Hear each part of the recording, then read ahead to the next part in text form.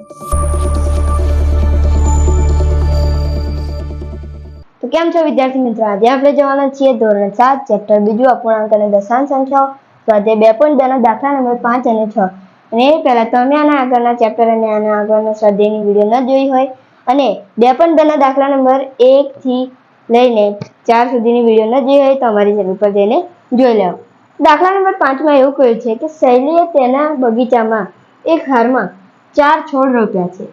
તેણીએ 2 છોડ વચ્ચે 3/4 મીટરનું અંતર છોડ્યું છે.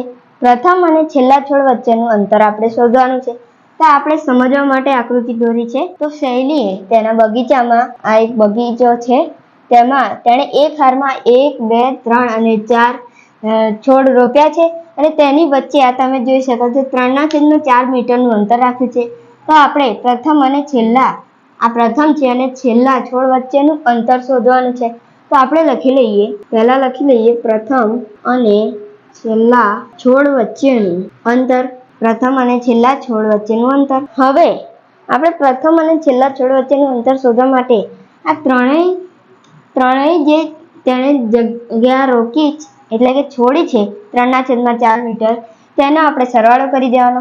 3/4 મીટર, 3/4 મીટર, 3/4 મીટર.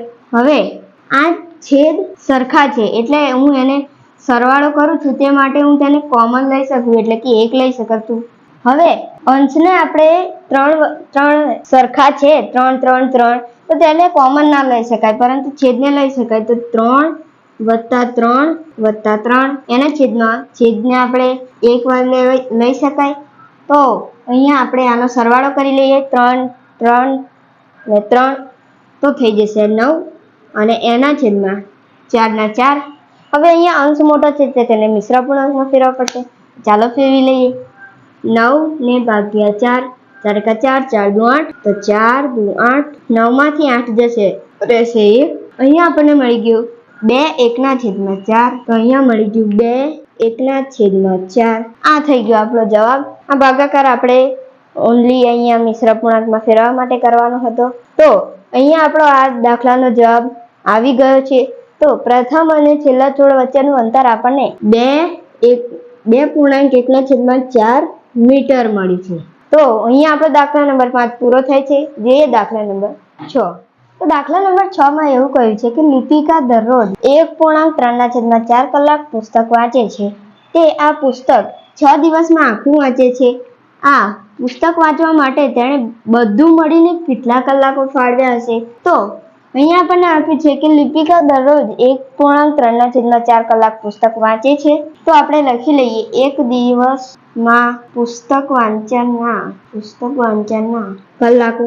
અહીંયા આપણે લખી લીધું એક દિવસમાં પુસ્તક વાંચનના કલાકો.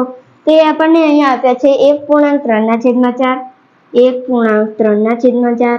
પરંતુ અહીંયા તો આપણને આપ્યા છે મિશ્ર અપૂર્ણાંકમાં, તો તેને સાદામાં ફેરવવા માટે અહીંયા આપણને 4 × 4 કરી દેવાના અને આની સાથે સરવાળો.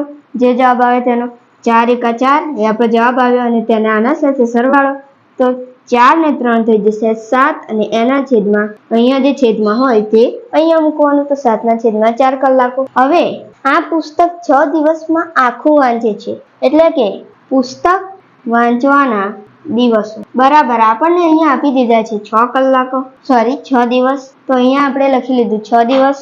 હવે તેણે 6 દિવસ પુસ્તક તો વાંચ્યા પરંતુ તેને કેટલા કલાકો થયા તે આપણે જોવું પડશે. તો તેના માટે આપણે લખી લઈએ કે, તો હવે આપણે અહીંયા એવું કહ્યું છે કે પુસ્તક વાંચવા માટે તેણે બધું મળીને કેટલા કલાકો ફાળવ્યા હશે? તો અહીં આપણને 6 દિવસ આપ્યા છે. તો 6 દિવસ પુસ્તક વાંચવાના કલાકો. તો અહીં આપણને 6 દિવસ તો આપ્યા છે, તો અહીંયા લખી લેવાના 6 દિવસ. અને અહીંયા આપણને 7/4 કલાકો મળ્યા છે, તો એને ગુણ્યા 7/4. હવે અહીંયા કંઈક ભાગ ઉડે છે, જુઓ 2 દુ 4 અને 2 તરી 6. તો 2 અને 2 કેન્સલ થઈ જશે. ઉપર વધ્યા 7 તેરીને 21 અને નીચે વધ્યા 2. તો તે બધું મળીને 21/2 કલાકો ફાળવે છે તેને પુસ્તક વાંચવા માટે. આ થઈ ગયો આપણો જવાબ. અહીંયા આપણો આ વિડીયો પૂરો થાય છે અને આ દાખલા નંબર 6 પણ. તમને જો અમારી વિડીયો ગમી હોય તો તેને લાઇક, શેર અને સબસ્ક્રાઇબ કરજો. મળીએ આગળની વિડીયોમાં. ત્યાં સુધી જય હિન્દ, જય ભારત.